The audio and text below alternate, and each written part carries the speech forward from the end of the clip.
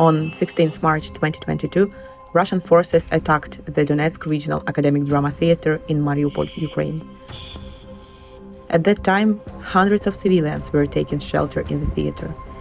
At least a dozen were killed, probably many more. Others were seriously injured. An investigation by Amnesty International has determined that the attack was an airstrike carried out by Russian forces, most likely using two 500-kilogram bombs. Amnesty's work shows that the attack was a war crime, and that Russia most likely intentionally targeted the theater, knowing that a large number of civilians were sheltering inside. We interviewed more than 50 survivors and witnesses, 28 of whom were in the theater during the attack. We then combined these interviews with architectural plans, mathematical modeling of the explosion, satellite imagery, and other visual evidence to reconstruct the attack and show where people died and others survived.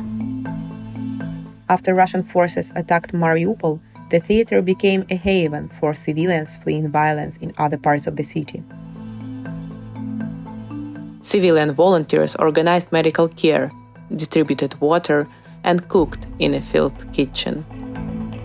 This civilian pattern of life was visible to Russian forces that had access to real-time intelligence, including satellite imagery. Using similar sources, Amnesty International found no significant military presence inside or close to the theater in the days before the attack. Witnesses told Amnesty International that at most 1 to 2 Ukrainian soldiers visited the theater for short periods. They delivered food, dropped off civilians fleeing violence, or shared information about possible evacuation. News of these evacuations caused the theater's population to fluctuate. On 4 March, information spread rapidly, via text message and word of mouth, that the following morning there would be an official humanitarian corridor. The theater was one of 3 meeting points. More than 1,000 people gathered outside.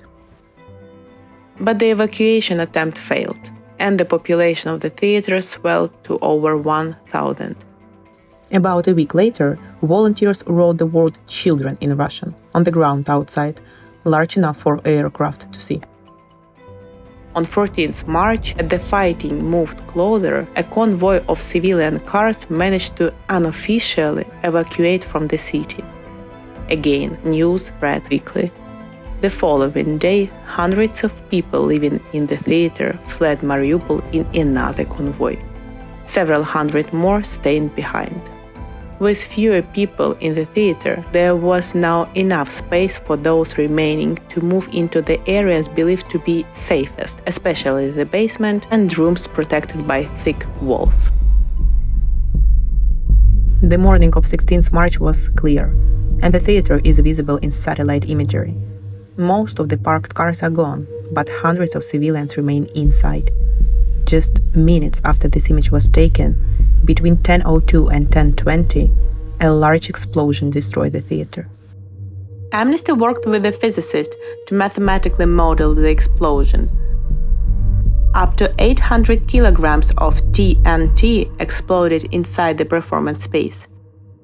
It takes 2 FAB 500 bombs detonating at the same time to create the blast this large. The strike was almost certainly carried out by a Russian fighter aircraft. Russian state media has shown jets employing these FAB 500 bombs across eastern Ukraine.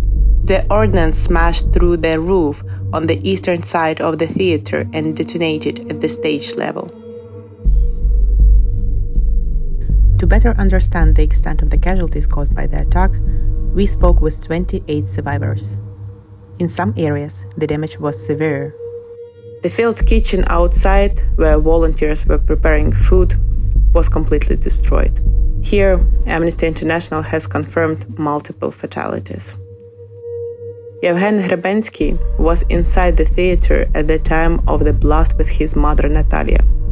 He told us how he found his father's body in the field kitchen. I went back to look for my dad. There were many injured people. At first I saw his arm. I saw a familiar hand, you know, the hand of your loved ones. I didn't want my mom to see. In other areas, the damage was much less severe. These areas are where the vast majority of people were at the time of the attack. Here, Amnesty found no evidence of fatalities, including the basement below the entrance to the theater, where 200 to 300 people were reportedly sheltering. Even survivors witnessed devastating scenes. One survivor described being in the basement with her boyfriend and mother at the time of the attack. In a second, everything changed. Everything jumped up. People started screaming. It was full of dust. I saw people bleeding. We grabbed our documents and left. Some people were not as lucky.